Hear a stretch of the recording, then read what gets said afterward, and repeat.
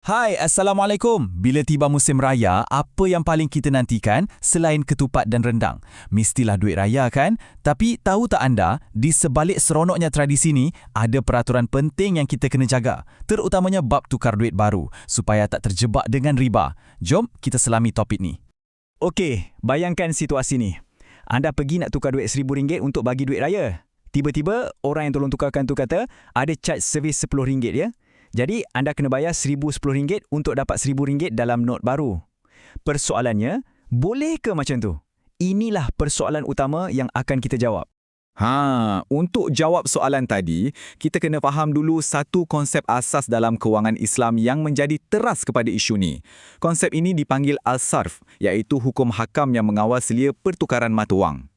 Kenapa pula ada peraturan ketat ni? Sebabnya, wang ni dikategorikan sebagai item ribawi. Senang cerita, satu item yang sangat berpotensi menjadi sumber riba. Jadi bila kita tukar ringgit dengan ringgit, kita sebenarnya sedang berurusan dengan item ribawi yang sama jenis. Dan bila macam tu, peraturannya jadi sangat-sangat ketat.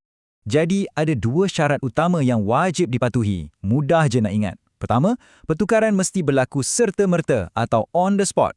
Hulur terima masa tu juga. Kalau langgar syarat ni, ia jadi riba nasak, iaitu riba sebab penangguhan. Kedua, jumlahnya mesti sama, sebiji. Tak boleh lebih, tak boleh kurang. Kalau langgar yang ini, ia jadi riba fadl, iaitu riba sebab ada lebihan. Ingat dua ni je, serta-merta dan sama nilai. Okey, sekarang kita dah tahu dua peraturan tu. Jom kita guna peraturan ni untuk tengok beberapa senario yang biasa sangat berlaku di sekeliling kita, tapi sebenarnya tak dibenarkan. Yang ni selalu jadi. Kita bagi duit dekat kawan atau mana-mana ejen hari ni, lepas tu dia janji, esok aku bagi duit baru. Nampak macam tak ada apa-apa masalah kan? Cuma tangguh sehari je. Tapi sebenarnya, ia adalah haram. Kenapa? Sebab ia dah langgar syarat nombor 1 tadi. Pertukaran mesti on the spot. Penangguhan masa itulah, walaupun sekejap, yang dah menjadikannya riba nasak. Yang ini mungkin senario yang paling popular. Kita bayar lebih sikit sebagai upah atau charge service, kita bagi RM1,010, dapat balik RM1,000. Logik akal kita kata, betul lah tu, RM10 tu untuk upah penat lelah orang yang tolong kan? Jawapannya, hukumnya tetap haram. Ini kerana ia secara terang-terangan melanggar syarat kedua, mesti sama nilai. Lebihan RM10 dalam urus niaga pertukaran wang itu sendiri dianggap sebagai riba fadl, faedah yang datang daripada lebihan. Okey, dah banyak sangat yang tak boleh, yang haram. Habis tu, macam mana cara yang betul? Jangan risau, Islam tak menyusahkan. Sebenarnya, ada jalan keluar yang dibenarkan dan sangat praktikal. Jom kita tengok. Kuncinya ada pada satu konsep yang dipanggil wakalah. Senang cakap, agensi atau kita lantik seseorang jadi wakil kita. Dengan guna konsep wakalah, kita sebenarnya wujudkan satu kontrak perkhidmatan yang berasingan. Jadi, upah yang kita bayar tu bukan untuk dapatkan duit, tapi untuk servis yang wakil kita tu berikan. Jom kita tengok macam mana ia berfungsi. Anda jumpa wakil anda dan cakap, saya lantik awak sebagai wakil saya untuk tukar duit. Anda bagi dia RM1,100, tapi kena jelas niat dan lafaznya. RM1,000 ni modal untuk ditukar. Yang baki RM10 ni pula upah servis awak. Dua perkara ni mesti diasingkan.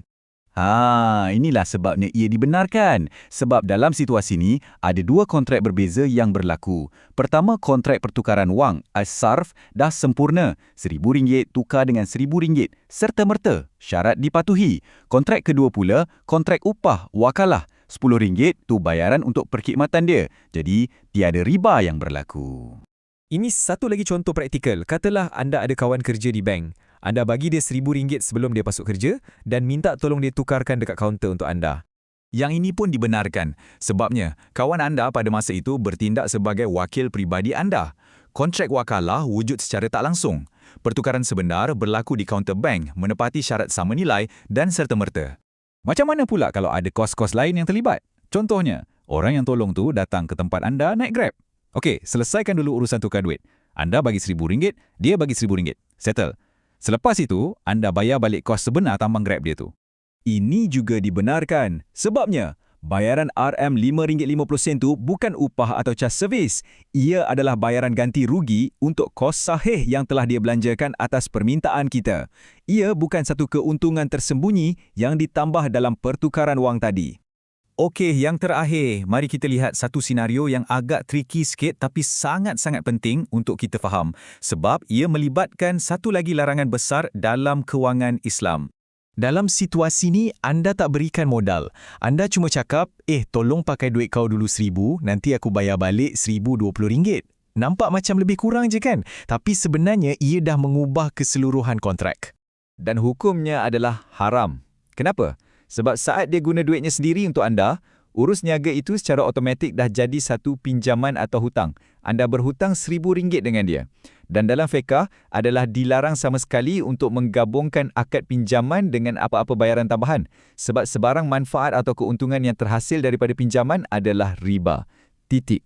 Baiklah, kita dah lalui pelbagai senario yang boleh dan tak boleh. Sekarang, mari kita simpulkan semua poin-poin penting ni supaya mudah untuk kita semua ingat. Jadi, secara ringkasnya macam ni. Kalau pertukaran tu bertangguh, haram. Kalau ada lebihan dalam pertukaran, pun haram. Yang dibenarkan ialah guna konsep ejen atau wakalah dan upah yang diberi itu adalah untuk servis, bukan untuk duit. Bayar balik kos sebenar macam tambang pun boleh. Dan yang paling penting, jangan sesekali gabungkan hutang dengan upah. Jadi, kalau ada satu perkara yang anda perlu bawa balik dari kupasan kita hari ini, inilah dia.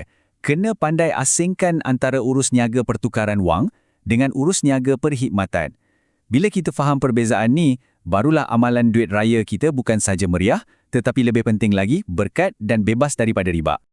Sebelum kita berakhir, cuba renungkan soalan ini. Prinsip as-sarf yang kita bincangkan ni sebenarnya terpakai dalam banyak lagi urusan kewangan kita seharian. Bukan hanya masa nak raya. Fikir-fikirkanlah. Terima kasih kerana sudi mendengar.